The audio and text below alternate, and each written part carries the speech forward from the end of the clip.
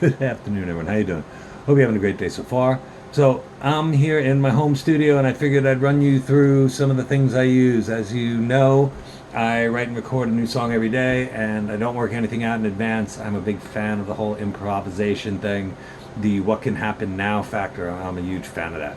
So real quick, we're gonna try and go through some of the stuff I have here, so you have an idea of what it is you can look for to put in your home studio. I mean, right now it's actually relatively inexpensive to do a lot of this stuff.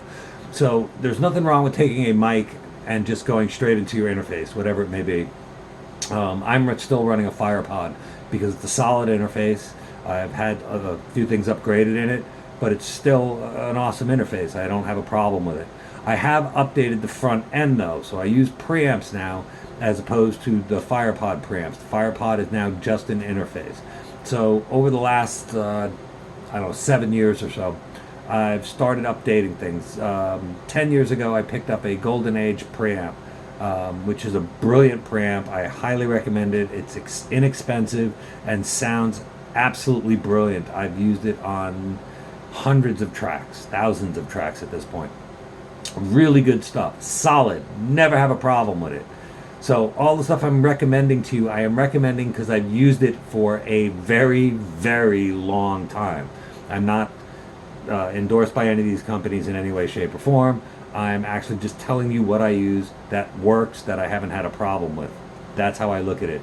So over here we have a Meris preamp, which is neat because it actually has a send and return for pedals.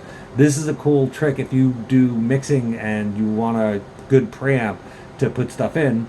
Start with your preamp, record your tracks, and then bring your tracks back through this.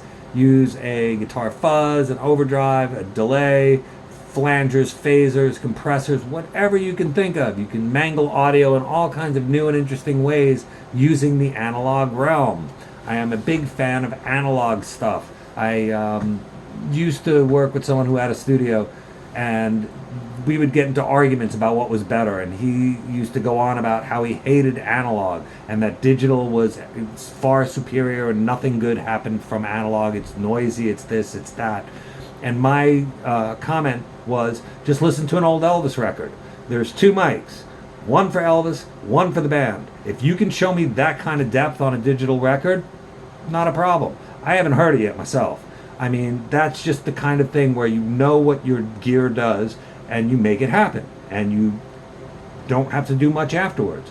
I've seen tons of this digital stuff where everybody's like throwing auto-tune on everything.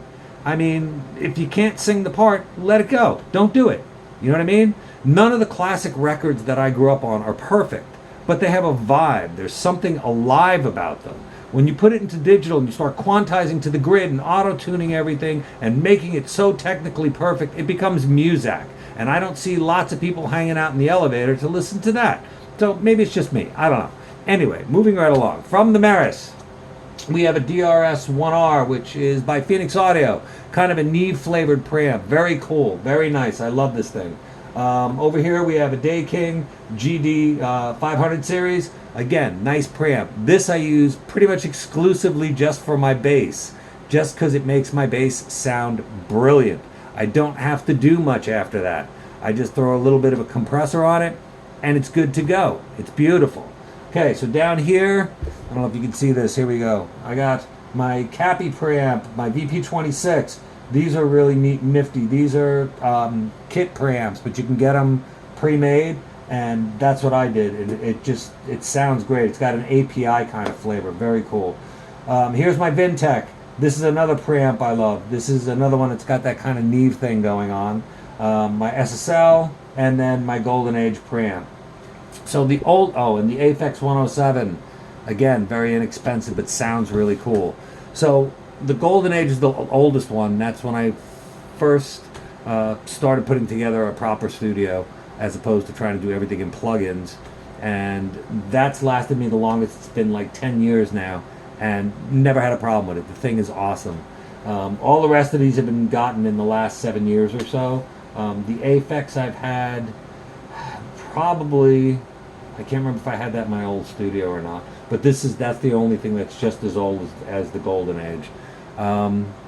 For EQs, I have a couple because I don't like to do much EQing going in, and I don't have this really set up to come back yet. I gotta set up a patch bay and all that.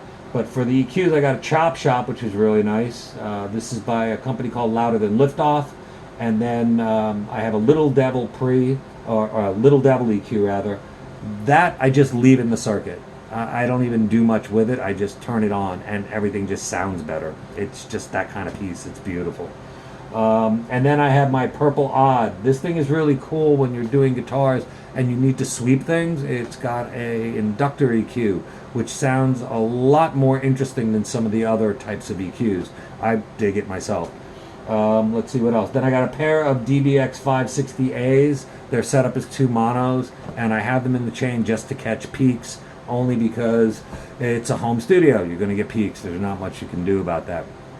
As far as mics, for something like today's session, I was using a Fender Resonator, a Gretsch Resonator, an Epiphone Hummingbird Artist, and an Ibanez mandolin. None of these are super expensive guitars, but I like them anyway. So for the mics, on the Fender Resonator tracks, I used an MXL 990 because it's a very dark sounding mic, or darker sounding mic, and the Fender is a very bright sounding guitar. All the mics today I ran through the Vintech because I wanted to have that kind of Neve glue across all the tracks. It's a really interesting thing. When you get a preamp, if you run everything through it, it's kind of like having an old console. Even if you don't have 16 or 24 channels, that one channel just imparting its flavor across the board makes it a lot easier to mix stuff together. So I used the 990 for the Fender Resonator. For the mandolins, the backing mandolins during the choruses, I used a V69, an MXL V69 tube mic. I like tube mics. I also like ribbon mics. Usually I put a ribbon on the production somewhere because I really dig them, but today I didn't. I used the tube instead.